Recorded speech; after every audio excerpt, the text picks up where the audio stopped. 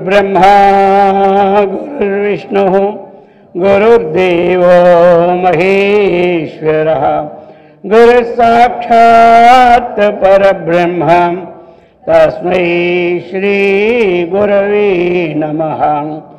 ओम शंकरं शंकराचार्यं केशवं बादरायणं सूत्रभाष्ये कृतौ वन्दे भगवन्तौ पुनः पुनः। ॐ युक्ताहार विहाराय विविक्तस्थलवासिने मलयालयतीन्द्राय ब्रह्मनिष्ठाय ते नमः। ओम कृष्णं कमलपत्राक्षं पुण्यश्रवणकीर्तनं वासुदेवं जगद्योनिं नौमि नारायणं हरिं। ओम सर्वमंगलमांगल्ये शिवे सर्वार्थसाधिके शरण्ये त्र्यंबके गौरी नारायणि नमोस्तुते।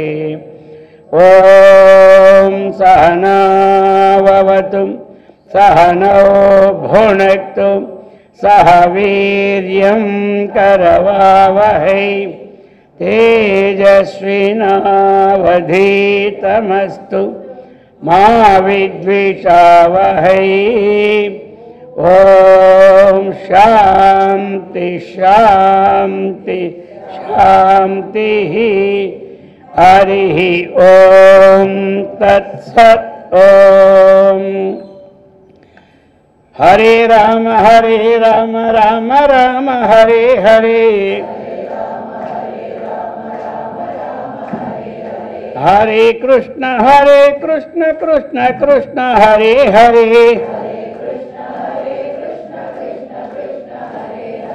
हरे राम राम राम हरे हरे हरे कृष्ण कृष्ण कृष्ण हरे हरे गोपाल कृष्ण भगवान की, सद्गुरु महाराज की, जगदम्बा माता की। हर नम पार्वती पते हर हर महादेव। पवित्रात्म स्वरूपुलగు प्रियात्म बंधुవులారా, శ్రీమద్ శంకరాచార్య విరచిత ప్రబోధ సుధాకరం ధ్యాన విధి ప్రకరణం. ఏ విధంగా మనం ఆ శ్రీకృష్ణ పరమాత్మని ధ్యానించాలో ఆ విధానమైనటువంటి ప్రకరణం, దాని ధ్యాన విధి ప్రకరణం అని పేరు పెట్టారు. ఇంతవరకు కర్మ ద్వైధి, రెండు విధాలు, ఒకటి స్థూలం, రెండు సూక్ష్మం. ఏదది భక్తి, కర్మ కాదు భక్తి, రెండు విధాలు, స్థూల భక్తి, సూక్ష్మ భక్తి. ఆ విధంగా చెప్పి ఇప్పుడు మరి ధ్యానం, ఆ శ్రీకృష్ణ పరమాత్మ మనం ఏ విధంగా ధ్యానం చేయాలి, భావన అది అది మనకు చెప్తున్నారు. ఇప్పుడు ఇవి అన్నీ వరుసగానే ఉంటాయి శ్లోకాలు, మొత్తం 5 శ్లోకాలు వరుసగా. యమునా తట నికట స్థిత బృందావన కాననే మహారమ్యే కల్పద్రుమతల భూమౌ చరణం చరణోపరి స్థాప్య తిష్టంతం ఘననీలం స్వతేజసా భాసయంతం ఇహ విశ్వం పీతాంబర పరిధానం చందన కర్పూర లిప్త సర్వాంగం ఆకర్ణపూర్ణ నేత్రం కుండలయుగ మండిత శ్రవణం మందస్మిత ముఖ కమలం సుకౌస్తుభోదారమణిహారం వలయాంగులీకాద్యనుజ్వలయంతం స్వలంకారాన్ గల విలులితవనమాలం స్వతేజసా సాపాంతకలికాలం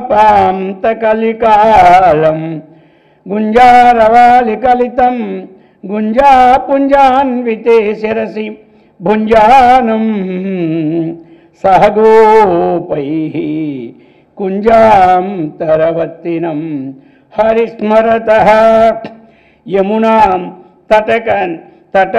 యమునా తట నికటస్థిత బృందావన కాననే మహారమ్యే కల్పద్రుమాం తల భూమౌ చరణ ఉపరి స్థాప్య తిష్టంతం గణనీలం స్వతేజసా భావయంతం ఇహ విశ్వం పీతాంబర పరిధానం చందన కర్పూర లిప్త సర్వాంగం ఆకర్ణపూర్ణనేత్రం కుండలయుగ మండిత శ్రవణం మందస్మిత ముఖ కమలం సుకౌస్తుభ ఉదారాం మణిహారం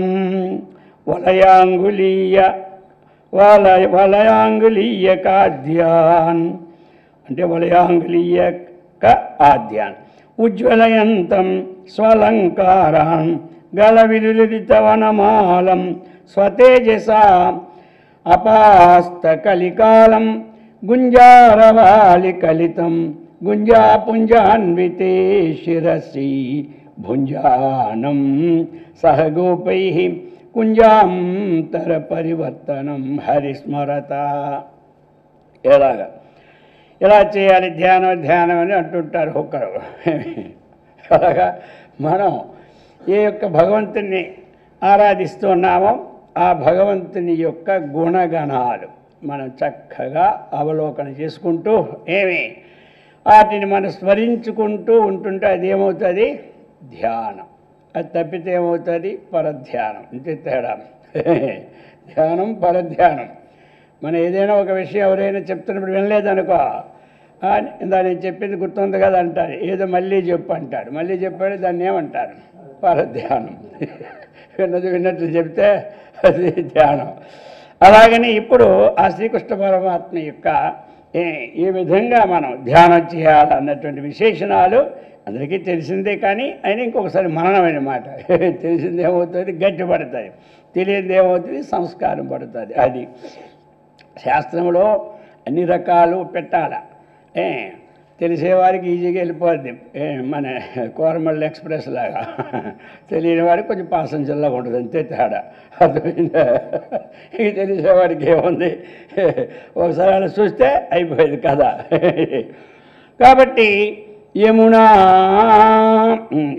తటం అంటే అందరికీ తెలుసు. యమునా నది ఒడ్డు నికట ఆ సమీపమందు స్థిత ఉన్నదైనటువంటి ఏమిటి అక్కడ?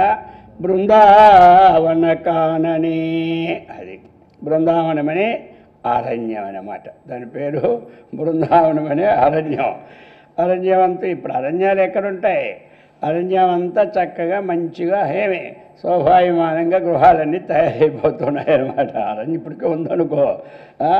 ఆ విధంగా కాననే. కాబట్టి బృందావన కాననం అంటే అడవి, అరణ్యము, ఇది అర్థం. అటువంటి బృందావనం అనే పేరు కలిగినటువంటి అరణ్యమునందు మహారమ్యే. అరణ్యాలు ఉంటాయి కొన్ని, లోనికి వెళ్ళాలంటే భయం.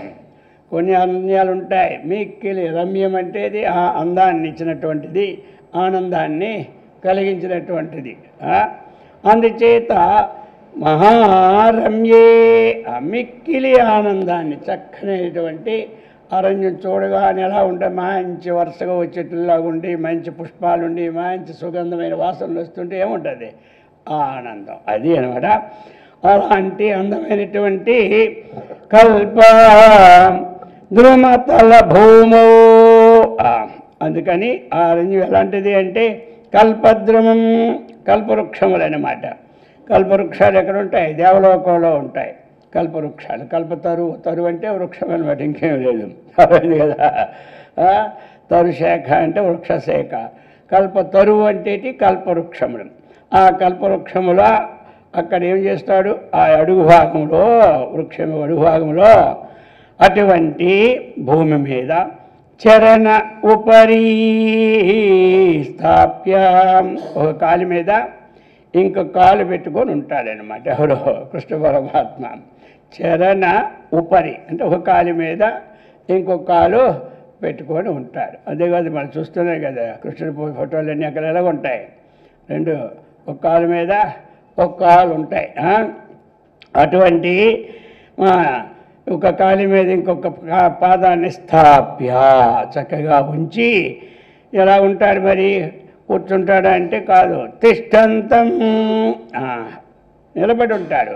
అది తిష్ట అంటే ఏమిటి? నిలబడని. ఉత్తిష్టో తిష్ట గోవింద. అది ఉపవసతి అంటే కూర్చోమని, అర్థమైంది కదా? ఉపవిశతి. అలాగా ఈ విధంగా ఆ విధంగా ఏంటి మనం ఏం చెప్తాం? ఉత్తిష్టో తిష్ట ఏం చెప్పాయా? లేవని చెప్తామా లేదా? అలాగా తిష్టంతం నిలిచి ఉంటాడు. ఎలాగా? ఆ శ్రీకృష్ణ పరమాత్మ. ఇంతవరకు చెప్పింది ఏమిటి? యమునా నది తీరంలో చక్కగా ఏమి రమ్యమైనటువంటి పూల తోటల్లో, అందులో కల్పవృక్షాల తరువు కింద ఆ శ్రీకృష్ణ పరమాత్మ చక్కగా నిలబడి ఒక కాలు మీద ఒక కాలు పెట్టుకొని ఉంటున్నటువంటి స్థాప్య ఉంచి తిష్టంతం అటువంటి ఘన నీలం. మరి ఆయన ఎలా ఉంటాడో? మంచి నీలవర్ణంగా ఉంటాడు. అది నీలవర్ణం, ఘన నీలం. ఘనం అంటే మేఘం, ఘనం అంటే మేఘం. మళ్ళీ ఘనం అంటే గొప్పది నాకు అర్థం ఉంది, అర్థమైందా? ఏమిట్రా బ్రహ్మాండ ఘనంగా ఉందిరా, ఆ ఫంక్షన్ మరీ ఘనంగా ఉందంటారు. అక్కడ ఘనంగా ఉందంటే మేఘంలాగా ఉందని కాదు, అర్థమైందా? ఘనం అంటే గొప్పది అన్నమాట. ఇక్కడ ఘనం అంటే నీలం. ఇది ఘనం నీలం. ఆ మేఘం ఎలాగ నల్లగా ఉంటాడో ఆ ప్రకారముగా ఇతడు ఎలా ఉంటాడో. నల్లగా ఉంటే చూడరానిటువంటి విశేషం కాదు. చూడరాకుండా కొంతమంది నల్లగా ఉంటే చూడలే, కొంత నల్లగా ఉంటే ఇంకా బాగా ఉంటుంది కాంతి. అది చెప్తున్నారు. ఇహ స్వతేజస, ఆయన ఎలా ఉంటాడు? నల్లగా ఉన్నా ప్రకాశవంతంగా ఉంటాడనమాట. ఆయన నల్లగా ఉంటాడు, కానీ ఆ నలుపులో కూడా ఏమి మహాఛాయ చక్కనైనటువంటి రూపముగా ప్రకాశం. ఆ ప్రకాశం చేత ఏం చేస్తాడు అన్నటువంటిదా. అటువంటి ఆ నలుపులో ఉన్నా ఆయనలో ఉన్న తేజస్సు దివ్య కోటి సూర్య ప్రభామానసమైన తేజస్సు. అటువంటి తేజస్సుతో ఏం చేస్తాడు? భాసయంతం, విశ్వం భాసయంతం.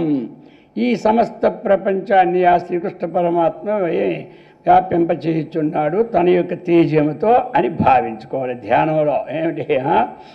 ప్రకాశింపచేస్తున్నాడని. ఇంకా ఎలా ఉంటాడు ఆయన? చందన కర్పూర లిప్త సర్వాంగం. చందనం, చందనం అంటే మంచి గంధం. ఆ మంచి గంధం ఒకసారి రాసుకుంటే ఇదందరికీ వాసన వచ్చేది. ఒకళ్ళు రాసుకున్నాం, అదైంది. ఇప్పుడు గంధాలన్నీ ఉన్నాయి, మంచి ఫస్ట్ క్వాలిటీ మనకు వస్తాయి కదా. వస్తే అది రేట్ ఎక్కువ. ఇంత పౌడర్ ఉంటే అది 100 రూపాయలకి అమ్మాడు, నువ్వు ఎవడు కొంటాడు? అది చేత మొత్తం డబ్బాలు ఉంటాయి ఇంత. ఆ డబ్బా 10 రూపాయలు, 15 రోజులు సరిపోద్దు. అందుచేత మంచి గంధం ఏది కూడా మంచి. అదే నీకు పూర్వం ఏమిటంటే గంధాన్ని అప్పుడు ఓపికలు తగ్గిపోయాయి కదా. ఎక్కడో పెద్ద గుడిలో 10 మంది ఉంటారు కాబట్టి అక్కడ పని ఉండాలి, ఉద్యోగాలు కాబట్టి వాళ్ళు తీస్తూనే ఉంటారు. అరగదీసి ఆ గంధం అరగదీయడానికి వాడికి నెలకు 10,000, 20,000, 25,000 జీతం ఇవ్వాలి కదా. ఇవ్వకపోతే ఇంకెప్పుడు తిన్నాలో దెబ్బ కరిగిపోతాయి అరగదీసి. అందుచేత ఇప్పుడు మార్గంలో తేలిగ్గా గడుపుకుంటాం మనం. సరే, అది చెప్తూ ఉన్నారు ఇక్కడ. చందన కర్పూర, చందనము ప్లస్ కర్పూరం, ఈ రెండింటితోని కలిపి పూయబడినట్టు లిప్త సర్వాంగం, దాని చేత పూయబడినటువంటి అంగములతో కూడినటువంటి వాడు. అలాగే మన మనసులో ఏమిటి, ఆ అంగ విశేషంతో కూడి ఉన్నాడు కాబట్టి ఒక సుగంధం అక్కడ వస్తున్నట్టుగా భావించుకోవాలి. ఇదంతా భావనతో ధ్యానం కదా, ఇది పూజ కాదు. ఈ చెప్పిన దాళ్ళు ఏమిటి, ధ్యానం. అది మన మనసులో పెట్టుకొని చక్కగా ఈ విధమైన ధ్యానం. ఇక ఆ కర్ణనేత్రం, ఆ కర్ణనేత్రం ఏమిటి అంటే ఆయనకి ఏమిటి అంటే కళ్ళు, మనకి ఇక్కడ చెవులు ఎక్కడ ఉంటాయి, కళ్ళు ఎక్కడ ఉంటాయి, ఈ కళ్ళు అంతవరకు ఉంటాయి అన్నమాట, చెవులు దగ్గర ఎందుకు ఆసమంతా కర్ణం అంటే ఆ కర్ణనేత్రం, కర్ణాల వరకు మరి కొంచెం పొడవుగా ఉంటాయి అన్నమాట కళ్ళు. అది అందుచేత ఆ కర్ణ పూర్ణనేత్రం, ఆ కర్ణం ఆ చెవుల వరకు పూర్ణం వ్యాపించినటువంటి నేత్రములు కలవాడు. అది అంటే నిండు కన్నులతో ఉండవాడు. కుండలయుగ కర్ణ కుండలయుగ, ఆ కుండలయుగం అంటే ఏమిటి, ఇవి కుండలాలు మన ఇది, ఈ కుండలాలు కర్ణుడి కవచ కుండలాలు లేవా, ఇలాగా కింద పెట్టుకొని అలంకారం పెట్టుకు కుండలాలు అంటారు. ఇది చక్కగా ఎంతెంత కుండలాలు, అవి కుండలాగుంటే కుండలాగా అంతే, ఇంకేమిలా కానీ అటువంటి కుండలయుగ మండిత, ఆ రెండు కుండలాలకి అంటే ఈ రెండు చెవులకు కూడా కర్ణాభరణం అంటారు. దానికి చెవులకు పెట్టుకుని దానికి ఏమిటి కర్ణాభరణములు. అందుకే కర్ణుడికి ఏమున్నాయి కవచ కుండలాలు అన్నమాట. అది ఆయన ఇచ్చాడు వరం, ఎవరు సూర్యుడు తండ్రి. ఆ కవచ కుండలాలు ఉన్నంతవరకు ఆయన ఎవడో చేయలేడు. అందుకనే అది మళ్ళీ ఏదో నెపంలో వేషంలో వచ్చి నీ కవచ కుండలాలు కావాలని అడిగి తీసిపోయాలి. సర్వసంగతి కథ, కుండలాలంటే తెలియాలని చెప్తున్నాను. అందుచేత ఈ ప్రకారంగా కుండలయుగ అటువంటి కర్ణాభరముల చేత మందస్మిత ముఖ కమలం, ఆ రెండు కుండలాలతో కూడి ఎలా ఉంటుంది ముఖ కమలం, కమలంతో పోల్చారు ముఖం, కమలాన్ని చూడగానే ఆనందం వస్తుంది. అలాగే అది కూడా మందస్మిత, మంది నవ్వు చేటి, ఆయనేమో హసన్ నివాన్ అంటాం కదా భగవద్గీతలో, పూర్తిగా నవ్వలేదు, నవ్విన వాడు పరమాత్మని. అందుచేత మందస్మిత, మంచి ఒక చిన్న చిరునవ్వు మొగముతో. మనకు కూడా చెప్తుంటారు కదా ఫోటో తీసినప్పుడు కొంచెం నవ్వండి, చిరునవ్వు నవ్వాలంటారు కదా, మనం ఆ టైంలో నవ్వుతాం. కాస్త ఎందుకు ఫోటోలు అలా పడాలని, తర్వాత ఏడిసిన ఫోటో పడిందని ఎవడు చూస్తారా. అందుచేత ఆయనకి ఎప్పుడు మందస్మితంగా ఉంటుంది అన్నమాట. ఆయన ఈ ప్రకారంగా చిరునవ్వుతో కూడినటువంటి పద్మముఖము కలవాడు. ఇక సుకౌస్తుభోదారమణిహారం, ఎలా ఉంటుంది హారం, కౌస్తుభహారం అన్నమాట. చక్కనైనటువంటి కౌస్తుభ అనే పేరు గల ఒక మణి, ఆ మణి చేత హారం అన్నమాట. అది అది ఇంకా అటువంటి కౌస్తుభ ఉదార, అటువంటి మణి ఉదారం గొప్పదైనటువంటి ఆ మణులతో హారం. అది అదే గొప్పది, ఒక్క మనే మంచి విలువైన మణి. ఆ మణులతో ఏమిటి హారం, ఆ హారము మెడలో వేసుకున్నవాడు. స్వలంకార,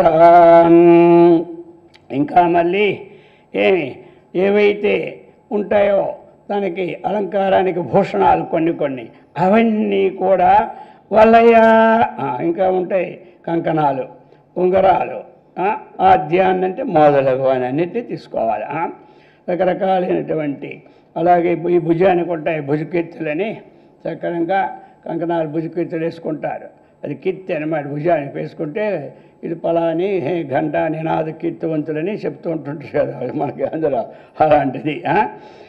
ఉజ్వలంతం ఇవన్నీ వేసేసరికి ఎలా ఉంటారు మనిషి, ప్రకాశమానమై ఉంటాడు. ఆ పక్క మనుడు ప్రకాశం, ఈ పక్క కంకణాల ప్రకాశం, ఆ పక్క అటు ప్రకాశం, అసలే స్వయం ప్రకాశం. అర్థమైంది కదా, ఈ ప్రకాశం మీద ఆ ప్రకాశంతో ఎలా ఉంటాడు ఆయన.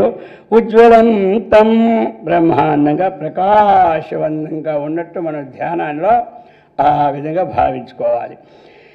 ఇంకా గల విలులిత వనమాల, ఇక కంఠంలో విలులితం అటు ఇటు కదులుతుంటుంది అన్నమాట, కంట్రోల్ వెళ్తూ ఉంటుంటే ఆ మాల అటువంటి మాల నడుస్తూ ఉన్నా కదులుతూ ఉంటుంటుంది. అటువంటి మాలను చక్కగా వనమాల వనమాల ఆ అడవిలో దొరికినటువంటి ఏ పుష్పాలు అయితే మంచి మంచి పుష్పాలు ఉంటాయో ఆ పుష్పాలతో మంచిగా అలంకారం చేసినట్టు మనం భావించుకోవాలి. స్వతేజస హతాస్త కలికాలం స్వతేజస తన యొక్క దివ్యమైన కాంతితో ఈ కలిలో పాపం అందరికీ నిండిపోయి ఉంటుంది కాబట్టి ఆ పాపాన్ని చక్కగా పోగొట్టిన వాడనమాట. అర్థమైంది కదా? ఆ విధంగా భావించుకోవాలి మనం. ఈ కలికాలంలో కలికల్మషాన్ని హరింపచేసినటువంటి ఆ కృష్ణ పరమాత్మని మనం ఆ విధంగా భావన చేసుకోమన్నాడు. ఇక గుంజా పుంజాన్వితే గుంజా పుంజాన్వితే అంటే ఏమిటి? అవి గురువెందు గింజలు అంట. గురువెందు గింజలు పూర్వం ఉండేవన్నమాట. అవి ఎక్కడైనా తోస్తారు బంగారం. ఆ గింజలు వేసేవారు. ఒక గింజ 2 గింజల అవి గ్రాముకి ఇన్ని గింజలని ముందు వస్తాయి. తర్వాత ఒక గింజ వేస్తే ఇంత, అది 10 భాగాలు చేసుకొని ఒక 10 గింజలు అయితే ఎంత అన్ని అలాగా గురువింజలు. అటువంటి గురువింద ఆ పూలు ఉంటాయి. ఆ పూలతో కలిసినటువంటిది బ్రహ్మాండముగా తన యొక్క శిరస్సునందు గుంజారవాలి కలితం. ఇంకా ఎలాగా? అది చక్కగా దానితోని గుంజారం చెమ్మని నిండిపోయినటువంటి అటు గులుగు గింజలు. అది గుంజారం అంటే 9 అన్నమాట. 9 కూడా ఏం చేస్తాయి?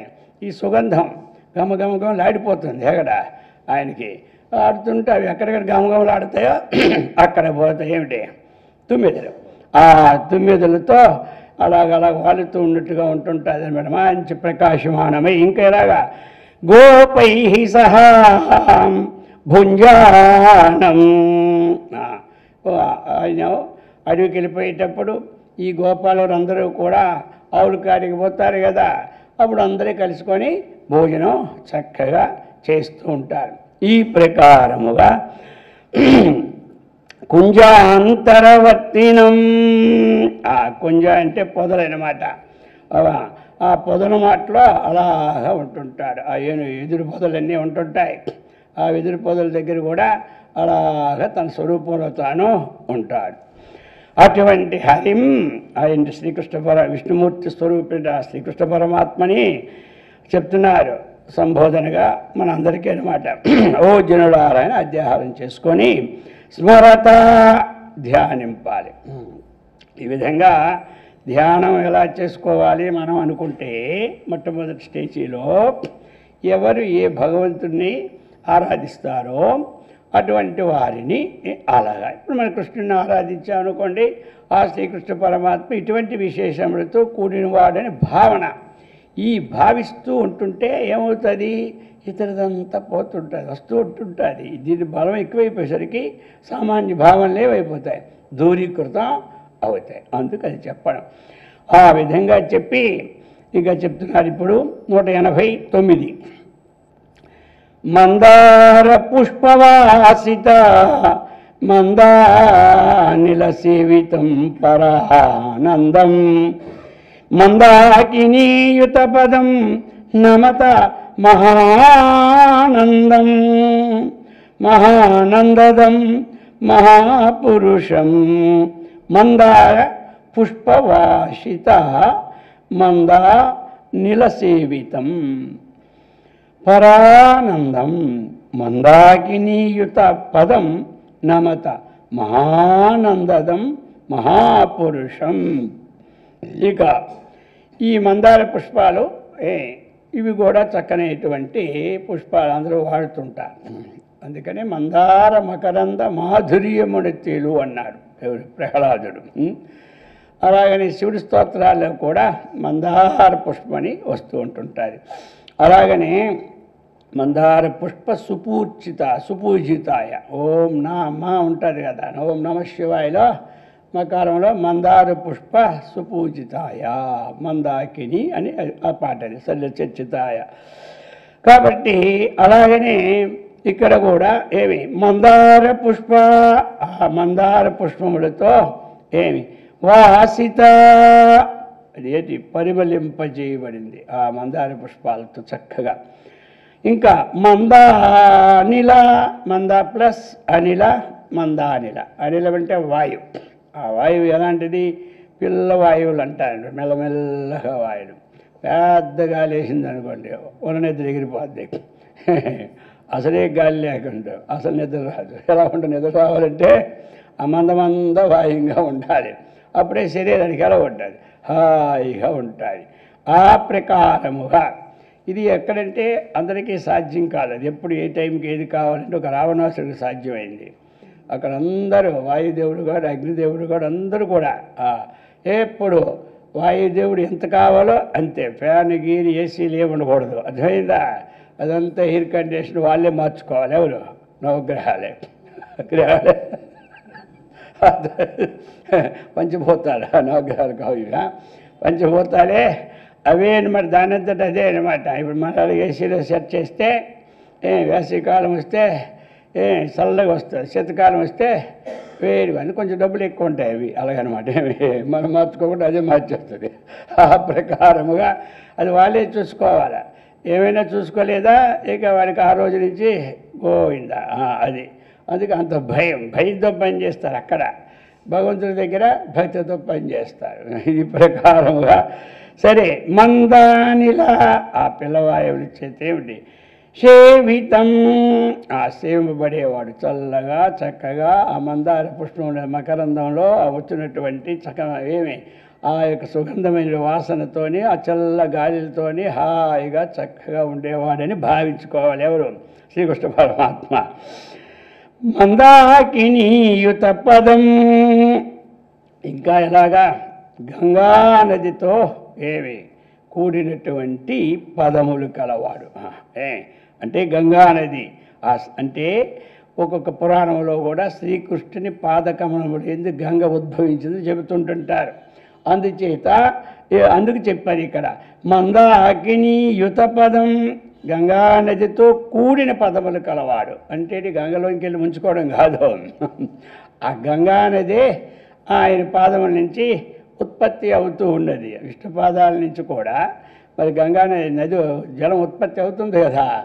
అందుకనే మరి ఆయనకి నారా అంటే జలము, ఏమి అయినం అంటే స్థానం. ఎవని పాదములు జలానికి స్థానంగా ఉన్నాయో అందుకే నారాయణుడు ఒకటి. నారా అంటే జ్ఞానం, అయినం అంటే స్థానం. జ్ఞానానికి ఎవనది స్థానంగా ఉన్నాయో ఆ పాదాలు నారాయణుడు. అయినం అంటే స్థానము కదా. నారా అంటే రెండు అర్థాలు. నారా అంటే జలం ఒకటి, నారా అంటే జ్ఞానం ఒకటి. జ్ఞానం యస్యాస్తి నారాయణ అయినం.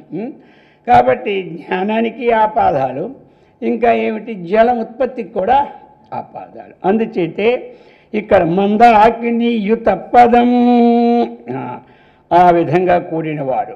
గంగా జలము ఏమి ఇంకెక్కడికి వెళ్ళక్కర్లేదు, ఆయన పాదాల మీద చేయి తాకేమంటే చాలు గంగా మనకి కలిసిపోయింది, అందులోనే ఉన్నాయి శ్రీకృష్ణ పరమాత్మ పాదములు ఇద్దే. అది ఇంకా ఎలాగా? పరానందం, ఇంకా ఏమిటంటే పరమశ్చ ఆనంద పరానంద. పరానందం ఏంటి? ఉత్కృష్టమైన ఆనంద స్వరూపం కలవాడు. ఆ పరమాత్మ స్వరూపమే ఆయన భావన అన్నమాట. అందుచేత పరమానందమే స్వభావం. మామూలవన్నీ కూడా ఆనందం అంటారు కానీ పరమానందం అనరు. అనరు. మనం వాడుకుంటాం ఎలా ఉంది ఇవాళ భోజనం బ్రహ్మాండంగా ఉందంటాం. అది గొప్పగా ఉందని. అది బ్రహ్మానందంగా ఉంటే అది వేరు మళ్ళీ. అది గొప్ప ఆనందం. బ్రహ్మాండం అంటే ఈ అండం కన్నా ఆ అండం గొప్పదని. ఇప్పుడు బ్రహ్మాండం వాడుతున్నామో బ్రహ్మానందం వాడుతున్నామో మనకు బాగుండేటప్పుడు మనం ఆలోచించుకోవాలా. ఎలా ఉందంటే బ్రహ్మానందంగా ఉందంటే ఇంక అంతకంటే ఆనందం ఇంకోటి లేదు. బ్రహ్మాండంగా ఉందంటే అంతకంటే గొప్పది ఇంకోటి లేదు. అండము పిండము బ్రహ్మాండము, ఇది ఇవ్వదానికన్నా ఒకటి. అండపిండ బ్రహ్మాండమంతటా అని ఈ ప్రకారముగా పరానందం, ఆ పరమానందమే ఆయనకి స్వరూపము. ఇంకే అందుచేతే మహానందం, ఆ పరమానందమే మహానందం. భక్తులందరికీ ఏమిటి పరమానందాన్ని ఇవ్వగలడు. అంటే పరమాన్నం కాదు, ఇక్కడ పరమానందాన్ని ఇవ్వగలడు. ఎందుకు ఇవ్వగలడు? ఆయన దగ్గర అది ఉందా పరమానందం. ఆయన దుకాణంలో ఏముంది? పరమానందం ఉంది. ఆ దుకాణాన్ని మనం పట్టుకోండి కదా, వస్తువులు కొనడానికి ఆయన కదా ఆశ్రయించాం. అందుకనే మనకేమొస్తుంది? ఆ పరమానందం వస్తుంది. ఆయన దగ్గర సుగంధం ఉంది, మనకు సుగంధం వస్తుంది. ఆయన దగ్గర హారాలు ఉన్నాయి, మనకు హారాలు వస్తాయి. అర్థమైంది? ఆయన దగ్గర కుండలాలు ఉన్నాయి, మనకు కుండలాలు వస్తాయి. ఇవన్నీ వరకపోయినా ఆయన దగ్గర ఎవరు ఉన్నారు? ఆయనకి ఆస్తిపాస్తులు మనమే కదా హక్కుదారులం. ఎవరికి? ఆయన సొత్తుకి. ఇంకెవరు హక్కున్నారు? శ్రీకొట్టు పరమ ఆస్తికి హక్కు ఎవరు చెప్పు? ఆయనకి ఎవరికి లేడు. ఏం ఆస్తుందో అదంతా మనమే పంచుకోవాలి. కాబట్టి అటువంటి మహాపురుషం, అటువంటి పురుషోత్తముడు ఆయన, అటువంటి శ్రీకృష్ణుని ఇప్పుడు అంటే ఒక అధ్యాహారం. ఓ భక్త మహాశైలారా, ఓ చక్కలేని భక్తులారా, నమత ఈ విధంగా భావించి ఆయనకి నమస్కరించండి అని అర్థమైన మాట. ఈ ప్రకారంగా చెప్పి ఇప్పుడు 190 సురభీత దిగ్వలయం సురభిశతైరావృతం సదా పరితః సురభీతి క్షపణ పరం సురభీయం యాదవం నమత. సురభీత దిగ్వలయం సురభిశతైః ఆవృతం సదా పరితః సురభీతి క్షపణ పరం సురభీయం యాదవం సురభీయం వే యాదవం నమత. అది అంతా సురభితో ప్రారంభించినారు. అర్థమైంది కదా? సురభీకృత దిగ్వలయం. సురభి అంటే సురభి అసురభి అని గంధం ద్వివిధం అంటారు. గంధం ఎలాగంటే ఒకటి సురభి అశుభరశ్చ. ఒకటి అసురభి అంటే దుర్గంధం, సురభి అంటే సుగంధం. అది మనకి భూమి నుంచి ఏమొచ్చిందంటే గంధము. గంధము ఎన్ని రకాలంటే ఒకటి సురభి, రెండవది అసురభిశ్చ అని న్యాయకారుడు మొదటే చెప్పేస్తాడు సూత్రంలో. కాబట్టి ఇక్కడ సురభీకృత ఏమిటంటే సురభీకృతం, ఆ పరిమళింప చేయబడినది ఎలా ఉంటుంది? దిక్వలయం అన్ని సర్వ దిశలు కూడా అది ఎల్లప్పుడూ వ్యాపించి ఉంటుంది. అది సురభి పరిమళింపజేయబడినటువంటిది. అటువంటి సర్వదిశలు కలవాడు. ఏమిటంటే అన్ని దిశలని పరిమళింపజేసేవాడు. ఆ యొక్క సుగంధాన్ని అంటే మంచిని ఒక పక్క తీసుకోవచ్చు, అలాగనే ఒక మంచి గుణాలని ఒక పక్క తీసుకోవచ్చు. ఇంకోటి ఏమిటి? ఆ చందన కర్పూరాలు తీసుకుంటే ఆ సుగంధిని కూడా అంతటా వ్యాపింప చేసేవాడిని ఒక అర్థం చేసుకోవచ్చు. అలాగా సదా పరితః ఎల్లప్పుడూ కూడా ఈ ప్రకారముగా అన్ని వైపుల యందు కూడా వ్యాపింప చేసేవాడు. ఇక సురభిశతైః. సురభి అంటే ఇంకేమిటి? ఆవు కూడా సురభి అంటారు. అర్థమైంది కదా? సురభి అనేది అది గంధం, ఇదేమిటి? సురభి అంటే ఆవు. అటువంటి సురభిశతైః. ఇంకా ఇలాగా ఇది కూడా ఆవృతం. అది అక్కడ కూడా ఏమిటి? పరితః అన్ని దిశల్లో అని పెట్టారు. ఇక్కడ ఏం చెప్పాడు? సురభిశతైః 100 కొలది ఆవుల చేత చక్కగా ఆవృతం పరివేష్టం పడినవాడు. ఇక అన్ని గోవుల్ని ఉండి ఆ మధ్యలోనూ చక్కగా కూర్చుండేవాడు. ఎవరు? ఆయన. అందుకే గోపాలుడు అని పేరు వచ్చేసింది. గోపాలుడు 2 అర్థాలు.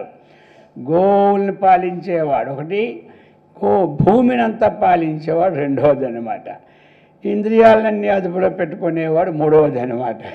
గోహ అంటే ఇంద్రియాలు, ఇంద్రియాలన్నీ చక్కగా పరిపాలనలో ఉంటాయి. అలాగే గోహ అంటే భూమి, ఈ భూమిని అంతా పాలించేవాడు గోపాలుడు. ఇక గో అంటే ఏమిటి? ఆవు. ఆ ఆవుల్ని చక్కగా పరిపాలించేవాడు ఆ కారుడు. అది అనమాట. అందుచేత వందల కొలది ఆవులు, అటువంటి ఆవులను ఆ అమృతం చక్కగా పరివేష్టింపబడినవాడు, చుట్టూ ఆవులతో నిండబడి ఉండినవాడు అనమాట. ఇక ఇంకోటి చెప్తున్నారు ఇప్పుడు, సురభీతి క్షేపణకరం. ఇంకా ఏమిటి? దేవతలకి ఎప్పుడు భయం. ఏమి అది భయం అనేది ఉంది అక్కడ. ఏమిటంటే నిద్ర, ఆహారాలు అవన్నీ సామాన్యం. వాళ్ళకి ఆకలి ఏమి ఉండదు, కాళ్ళు నొప్పులు ఉండవు, ముడుకుల నొప్పులు ఉండవు. ఇక్కడ స్వర్గలోకంలో మొత్తం భయం మాత్రం ఉంటుంది. ఇది వదలదు, ఇది అక్కడుండే భయం ఎవరికి వదలదు. ఒక్క నిర్భయత్వం రావాలంటే ఆత్మజ్ఞానికే భయం ఉండదు. అది పక్కా రావాలి. సందేహం ఆత్మకు మళ్ళీ భయమే. సందేహాత్మ వినస్సే. అందుచేత భయం ప్రాప్త జనకోశి అన్నాడు. అందుచేత అది ఉండాలి. అందుచేత వీళ్ళు కూడా ఏమిటి? సురభీతి, దేవతల యొక్క భీతి. ఆ భీతిని చక్కగా పోగొడుతుంటారు. ఏం చేస్తారు మరి వాళ్ళు పాపమా? ఎందుకంటే ఎక్కడి నుంచి ఆ శక్తి వచ్చింది అంటే భగవంతు ధ్యానం వచ్చేస్తే అన్ని శక్తులను వాళ్ళకి అంత ధ్యానం చేస్తే అప్పుడు కదా మామూలు ఊరగా కూర్చోగా సాక్షాత్కారం అవుతారా? వాడు తాడో పేడో తేల్చుకున్న తర్వాత వాడు ఇంకా సత్యం దాకా చేస్తూనే ఉంటాడు. ఆమర నిరాహార దీక్ష అంటారు, చూశారు కదా. ఆ విధంగా మొత్తం తపస్సు. ఇక అప్పటికి ఆ తపస్సు వల్ల అంతా వేడికి మంటలు మండిపోతుంటాయి ప్రతి వాడికి ఒళ్ళు మీద. ఇంకా లాభం లేదని అప్పుడు పోతారు దేవతలందరూ. ఏమంటే ఈ వేడికి సస్తున్నాం మేము అంటే అప్పుడు ఏదో అవతారం వచ్చి వాడిని జయిస్తారు. అలాగే ఇక్కడ సురభీతి క్షపణకరం. ఆ యొక్క సురం అంటే ఏంటి? ఆ యొక్క దేవతల యొక్క భయాన్ని పోగొట్టింది మంచి సమరత గలవాడు అనమాట. సమరత అంటే సమ్యక్ రత సమరత అంటే సమరత భావం అంటాం కదా, అటువంటిది. దాని ఎందు ఆసక్తిగా ఉంటాడు. అలాగా ఈ ప్రకారం సురభీయం. ఇంకా ఇప్పుడు సురభి, ఇందాక సురభి మామూలు ఆవులు, ఇప్పుడు సురభి అక్కడ స్వర్గలోకంలో ఉన్న కామధేను అని మరి దాని పేరు కూడా సురభియే. అటువంటి సురభీయం ఇక భక్తుడికి కామధేను అయినటువంటి వాడు. ఏమి కాబట్టి మరి ఎవరు ఏది కోరుకుంటే అది ఇస్తాడు ఆయన. అర్థమైంది కదా. కామధేను కూడా అలాగే ఇస్తుంటుంది. అందుచేత ఇటువంటి విశేషములతో కూడినటువంటి యాదవం ఆ యొక్క యదువంశుడైన శ్రీకృష్ణ పరమాత్మకు చక్కగా నమస్కరింపుడు అని చెప్తున్నాడు. నమస్కారం చేసేటప్పుడు ఎలా చేయాలంటే ఈ భావాలతో నమస్కారం చెయ్యాలని చెప్తూ ఉన్నారు. ఈ ప్రకారంగా చేసి ఇప్పుడు 191 కందర్పకోటి సుభగం వాంఛిత ఫలదం దయార్ణవం కృష్ణం త్యక్త్వా కం అన్కమన్య విషయం నేత్రయుగం ద్రష్టుముత్సహతే. కందర్ప కోటి సుభగం వాంఛిత ఫలదం దయార్ణవం కృష్ణం త్యక్త్వా కం అన్య విషయం నేత్రయుగం ద్రష్టుం ఉత్సహతే. ఇప్పుడు చెప్తున్నారు ఈ విశేషములతో కూడినటువంటి శ్రీకృష్ణుని విడిచిపెట్టిన నేత్రములు ఇంకెక్కడ చూస్తుందయ్యా అని అంటున్నాడు. అద్వైత కందర్ప కోటి భగం. కందర్పం అంటే మన్మధుడు అనమాట. అద్వైత అసలే మన్మధుడు అంటే మహా అందగాడు. అద్వైత అందుచేత ఇక్కడ కోటి కందర్పాలు అనమాట. 100 మంది అందాలు కలిస్తే ఇంకెలా ఉంటుంది. అటువంటి సుందరుడైన వాడు ఎవరు? శ్రీకృష్ణ పరమాత్మ. అది తీసుకొచ్చారంటే ఒక కందర్పుడే అందంగా ఉంటాడు, సుందరంగా. అలాంటి కోటి కందర్పుడు కట్టి ఎంత సుందరమో అంత సుందరుడైన వాడు కృష్ణ పరమాత్మ అనమాట. అద్వైత ఆ విధముగా వాంఛిత ఫలదం. ఇంకా ఎలా ఉంటాడు? ఎవరు కోరుకున్నారో వారి ఫలాన్ని దదాతీతి ఫలద. వాంఛిత అంటే మనోభీష్ట, ఫలం దదాతీతి ఫలద. ఫలం ఇచ్చిన వాడిని ఏమంటారు? ఫలద. ధనం ఇచ్చిన వాడిని ఏమంటారు? దళద. నీ జలం ఇచ్చిన వాడిని ఏమంటాడు? జలదాహ. జలదాహ అంటే మేఘం అనమాట. అది ధనదాహ అంటే ధనం ఇచ్చేవాడు. దకారం ఏంటి? దాదా అనే ధాతు, ఇచ్చేవాడని అర్థం అనమాట.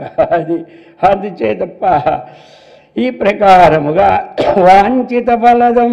వాంఛిత ఫలం అంటే ఏది కోరుకుంటే ఆ ఫలాన్ని భక్తుల చేత కోరబడినటువంటి ఫలాలను. మరి కల్పవృక్షం, దానికి సృష్టిలో మొట్టమొదటి ఏమిటి కొన్ని ఉన్నాయి, ఏనైనా తరగవన్నమాట. అవి అంతే, ఏది కోరినా ఇంట్లో నెట్టి ఇలా రోజు చేసామంటే 3 రోజులు గిలిగాలి అయిపోతే. అది కల్పతరు చెట్టు కింద కూర్చొని ఎన్ని అడిగితే ఇస్తూనే ఉంటుంటుంది. ఈవేళ మాకు పెద్ద ఫంక్షన్ ఉంది కాబట్టి 1,00,000 లడ్డు కావాలంటే టక్కున 1,00,000 లడ్డు వచ్చి పడతాయి. ఒక 50,000 కాజాలు కావాలంటే టక్కున వచ్చేస్తాయి అనమాట. మరి అటువంటి శక్తి పరమాత్మ ఇచ్చాడు. వాళ్ళు వాళ్ళెక్కడి తెస్తారా? ఈ ప్రకారముగా అది ఇంకా ఎలాంటి వాడు? దయార్ణవం. దయార్ణవం, ఆర్ణవం అంటే సముద్రం కాబట్టి దయా సముద్రం. మరి ఇంకా చూడక్కర్లేదు. దయా మా ఎంత దయే లేదు దేవుడికి అంటాడు. ఇక్కడ దయా సముద్రం ఈయన అంటాడు. ఏది నమ్మాలో అర్థమవుతుంది కదా మనకి ఇప్పుడు.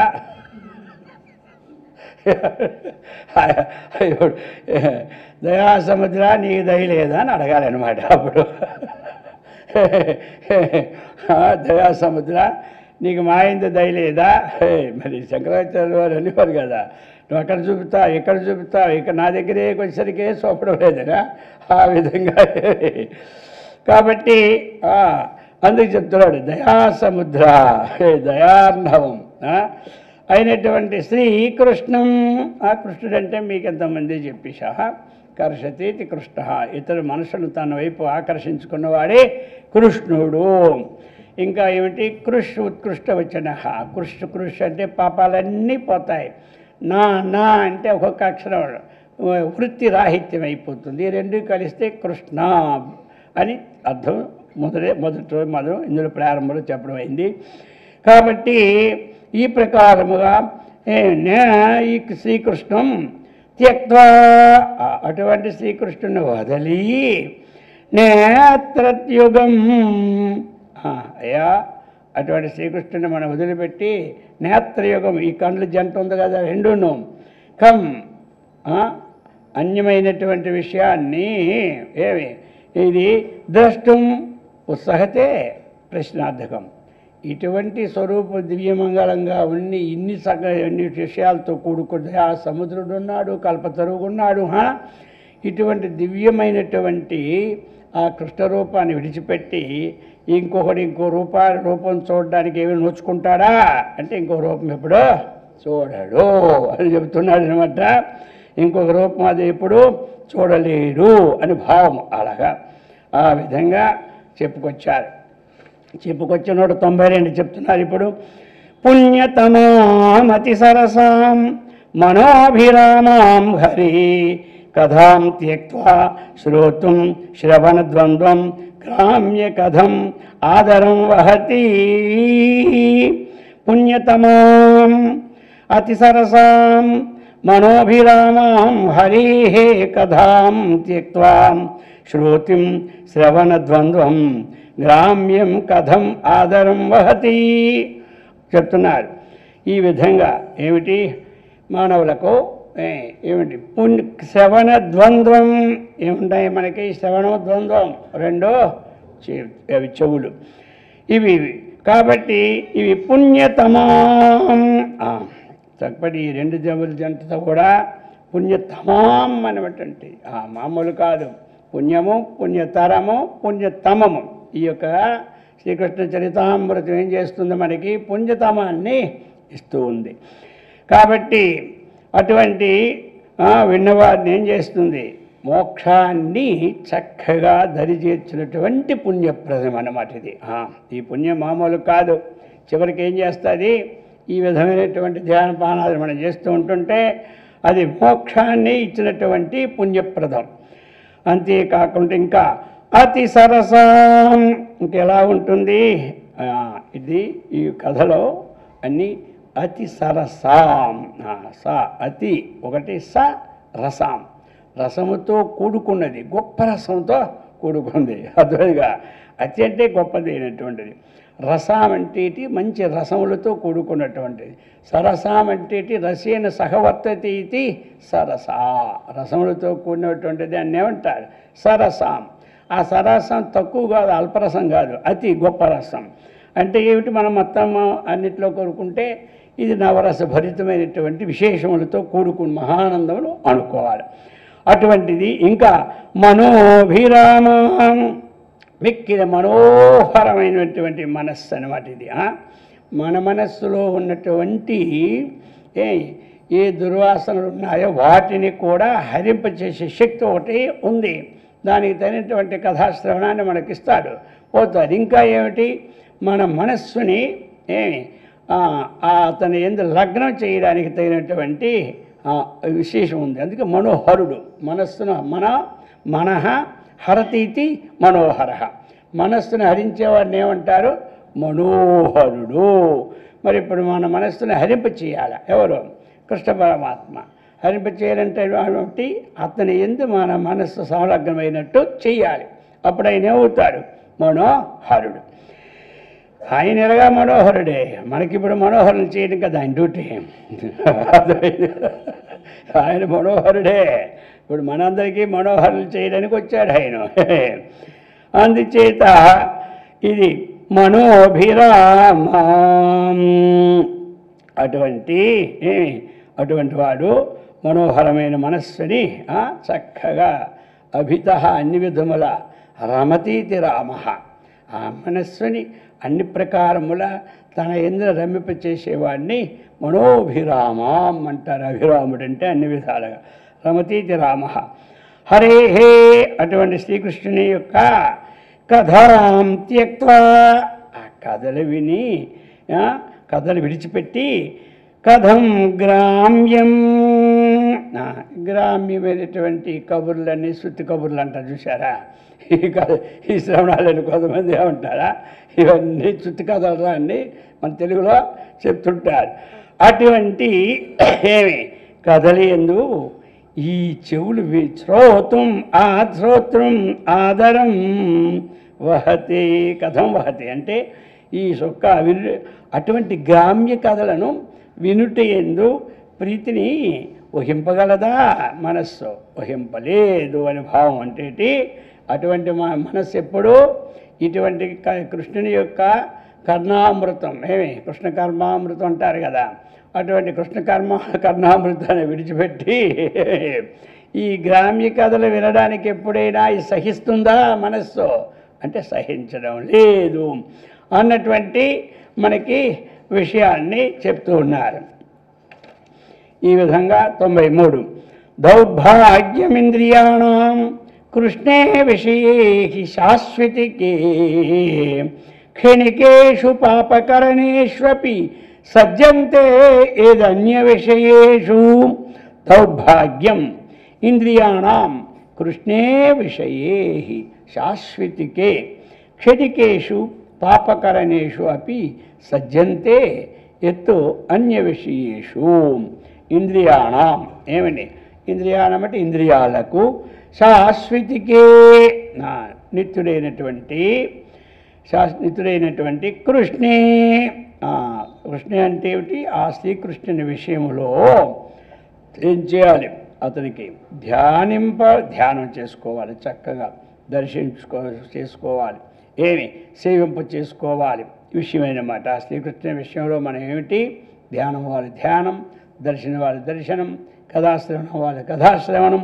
ఈ విధంగా ఉన్నటువంటి ఆయన్ని వదిలిపెట్టి ఈ ఇంద్రియాలు కూడా క్షణికేషు ఒక క్షణమాత్రమై కూడా పాపకరణేషు అవి పాపాలని చెయ్యాలని కానీ, అన్య విషయేషు శ్రీకృష్ణుడి కంటే ఇతరమైన విషయాలు యందు ఆసక్తం అవడం కానీ అవన్నీ ఉండవన్నమాట. అర్థమైంది కదా? అవన్నీ ఉండవు. అందుచేత ఇది ఏదైతే ఉన్నదో, ఒకవేళ రెండో అర్థం ఇప్పుడు ఈ ఇంద్రియాలని మనం పాపకరణేషు అనేకమైనటువంటి పాపాలు చేయడానికి ఈ ఇంద్రియాల ద్వారా మనము పూనుకుంటే, ఇంకా ఏమిటి, అటువంటి ఆ విషయాలు ఎందు సజ్జంతే ఆసక్తి కలిగి ఉంటే ఇంకా వాడికంటే దురదృష్టవంతుడు ఎవడుంటాడు అని చెప్తాడు. అది అనమాట. దౌర్భాగ్యం అన్నాడు కదా, అంతకంటే దౌర్భాగ్యం దురదృష్టమే ఇంకేముంటుంది మనకి. అందుచేత ఇంద్రియాలు ఎప్పుడైనా ఆ శాశ్వతంగా ఉన్నటువంటి ఆ ఇటువంటి విశేషణతో కూడినటువంటి ఆ శ్రీకృష్ణ పరమాత్మ యందు చక్కగా ఆయన దర్శనం కానీ, ఆయన శ్రవణం కానీ, ఆయన చూడడం కానీ ఇది ఉండాలి అని తాత్పర్యం. అది లేకుండా ఒక క్షణమాత్రమైనా సరే ఆ పాపకర్ణ ఇంద్రియముల ద్వారా అటువంటి పాపమైన ఆలోచనలు, పాపమైన పనులు ఎప్పుడైతే చేస్తూ ఉంటారో, అన్య విశేష సజ్జంతి అంటే ఇతర విషయంలో ఆసక్తి కలిగి ఉంటాడో, ఏదైతే అటువంటి ఎత్తు ఏది కలదో తత్ అధ్యాహారం చేసుకొని అది మనకి ఇంద్రియాలకి దౌర్భాగ్యమే కానీ సౌభాగ్యమో కాదు. అది చెప్పడం అర్థమైంది కదా. ఈ ప్రకారముగా ఈ ధ్యానవేది ప్రకరణం అనేటువంటిది ఈ శ్లోకంతో అయిపోయింది. అర్థమైంది కదా. అది 10 నిమిషాలు 5 నిమిషాలు అటు ఇటైనా అక్కడ లాగిచ్చేసా.